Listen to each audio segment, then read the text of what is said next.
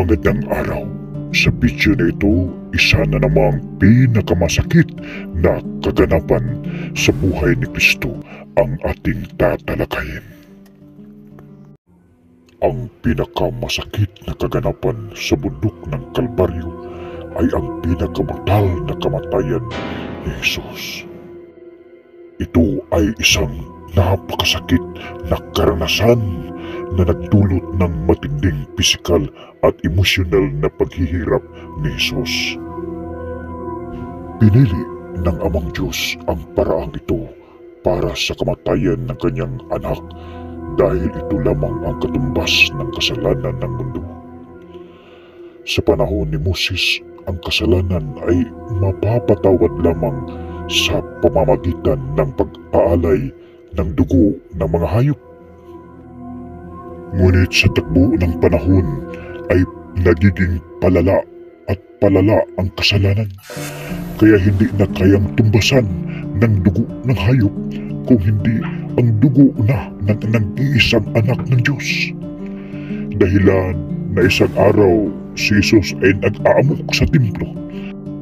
Nang nakikita niya ang bintahan ng mga hayop at mga ibon na tila isang merkado, ginawa ni Jesus ito upang ipaabot sa mga tao na wala ng bisa ang pag-aalay ng dugo ng mga hayop kumpara sa nag-uusbong na kasalanan ng mundo. Dahil nandito na ang kordero ng Diyos upang mag-alay ng kanyang katawan at dugo katumbas sa sobrang kasalanan ng sanlibutan.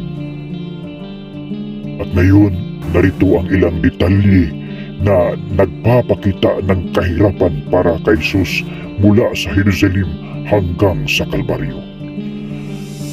Matapos tinakip si Jesus sa gabing iyon, naranasan niya ang pinakamalupit na diskriminasyon sa buhay ng isang tao. At ang mga tinik ng halaman na parang ipinako sa ulo ni Jesus ay unti-unting bumabaon sa kanyang laman. Dahilan na paglabas ng maraming dugo nito na naging maanghang sa kanyang mga mata. Ang bawat hakbang ng kanyang mga paa ay nababalot ng kanyang dugo dahilan ng pagkaubos ng kanyang lakas. Nagdidilim na paningin dahil sa pagkalagas ng maraming dugo at pawis. Nang hindi na nakayanan, biglang napaluhod at bumagsak sa lupa. At ang kabigatan ng krus ang siyang nagdidiin sa kanya upang lalong sumadsad ang kanyang katawan sa mga bato. Ngunit sa halip na tulungan siya ay lalo pa nilang tinatawanan at pinahirapan sa pamamagitan ng pagpalo. Pagdating sa Kalbaryo, agad siyang hinubaran ng kanyang damit at nag-aanyo na taong walang dignidad.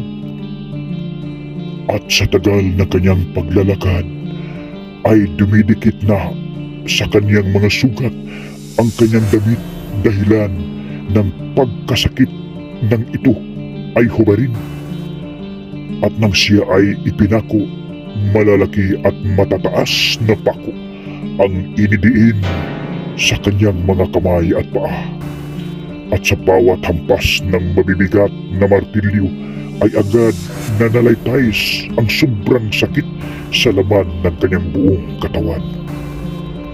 Ang pagbitay sa krus ay nagdudulot ng matinding paghihirap dahil sa pagkaubos ng dugo at pagkapagod na nagpapalala pa sa kanyang kalagayan.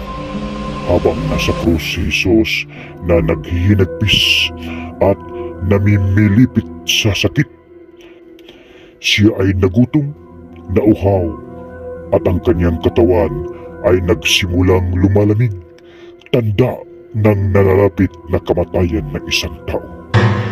Ngunit ang pinakamasakit na sugat ni Jesus ay ang sugat sa kanyang puso.